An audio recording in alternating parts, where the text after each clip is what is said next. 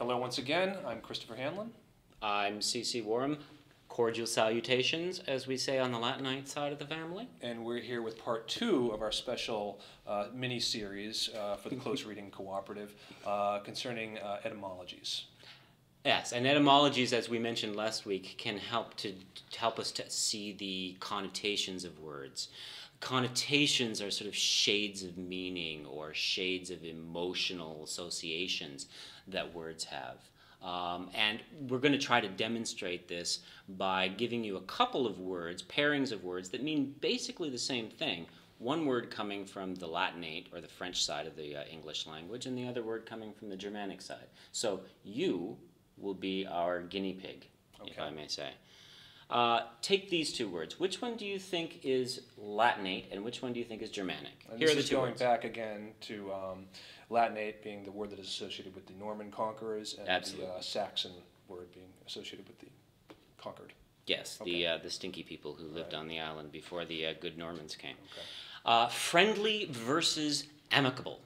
I am going to guess that amicable is the Norman word and friendly is the Saxon word, am I right? That is correct. And, well, let's just keep going. And this time I'm going to ask you which one is Germanic. Is it gathering or assembly? Is gathering the Germanic word? Right. Okay. Even without looking up these words sometimes, we can sort of hear the difference between the Germanic and the Latinate sort of sound. But looking it up, will verify this sort of information. How about the difference in connotation? So what's the difference between the words, how the words sound? Surreptitious and sneaky. Well, okay, sneaky I'm going to guess is the Germanic word because it just sounds like something a kid might say. Surreptitious sounds like something you need a college degree to say.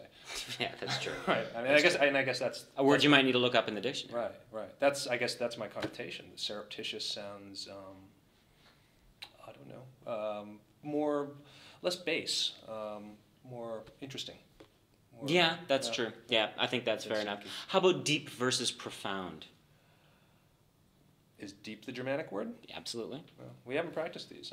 Okay, so, and the connotation, I guess, profound sounds just lofty and... more profound somehow. More profound in a way. Yeah. I mean, it's quite interesting the way it does that. Yeah. Belly versus abdomen. Belly, for sure, is going to be the Germanic. Absolutely. Okay. And it's more physical. It's more visceral, right? A belly is almost more, and, to a certain extent, simpler. Abdomen sounds more medicinal, sounds more something official. Yeah. If my doctor says to me, well, at the opening moments of the operation, we're going to cut into your belly, I'm going to feel less certain than if he said we're going to cut into your abdomen. That's true. And it seems a bit more visceral. I almost... gagged when you said I'm going to cut into your belly. That's fine. How about this one? A very timely example. Porcine influenza versus swine flu. Well, as we discussed last time, the Norman conquerors, when they ordered their pork, would say pork instead of swine. Mm-hmm. So I'm going to say that porcine influenza is a Latinate phrase, whereas... And in fact, it is the correct Latinate term. Influenza porcina is the word that is used by the medical profession, but it doesn't sound quite as scary as swine flu. Yeah, swine flu, I have to say, scares me. But porcine influenza sounds like kind of nice. I might take that with a little chutney. And it's and it's the same sort of thing with avian flu versus bird flu. Avian flu sounds slightly less threatening, whereas bird flu sounds, like something that you just, want to avoid.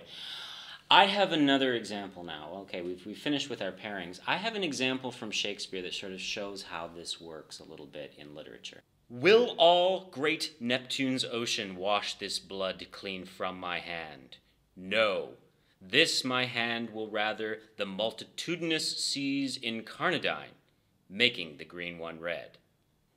Okay, now, the situation here is Macbeth. This is from Macbeth, and Macbeth is trying to decide whether he's going to go all in, to use a poker metaphor, with regard to murder. Is he going to continue to enact revenge and murder across the Scottish plains or hills or whatever they have in Scotland?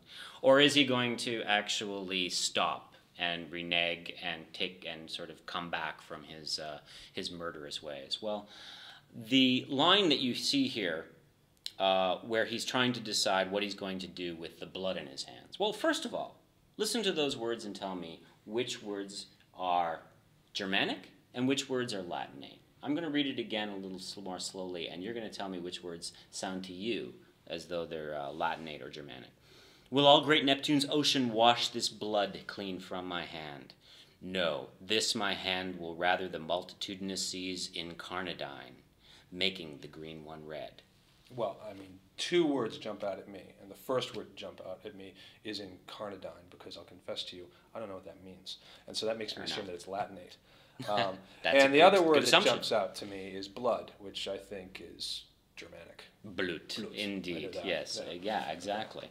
Well, those are two very key words. In fact, those last two lines, the multitudinous seas incarnadine. Well, first of all, what Beth is trying to decide is he going to wash his blood away with the ocean waters, or is he going to make the ocean waters red with his blood, therefore be pouring more blood out into the ocean? So we've got two possibilities. He's going to go with the latter. He's going to spill more blood and therefore make an ocean of blood of all his murders. That's what he's going to do. Is he going to make the multitudinous seas incarnadine? Now, the word incarnadine is connected to, say, the word carnation, which is a rather friendly word, a nice word, a pinkish, reddish flower, generally. Mm-hmm. It just comes from the root carna, which from Latin meaning flesh or meat. Oh, carnivore. Yeah, we seem to be fetishizing meat in this podcast. And it means to turn red, to turn pink, to make something turn red. So, to make the seas red, which is what he says in the last line. Right. He's saying the same thing twice. Right. My hand will rather the multitudinous seas incarnadine. I want to make the seas red. Which is what he says in the last line. The whole line, I'm going to guess, is very Latinate, because is multitudinous a Latinate word? Absolutely. Multitudinous is Latin. Polysyllabic words such as that usually tend to be Latinate in root, in etymology. Whereas making the green one red, these are Saxon words, Germanic words. Right. Okay. So again, what does that tell us? What does that tell us?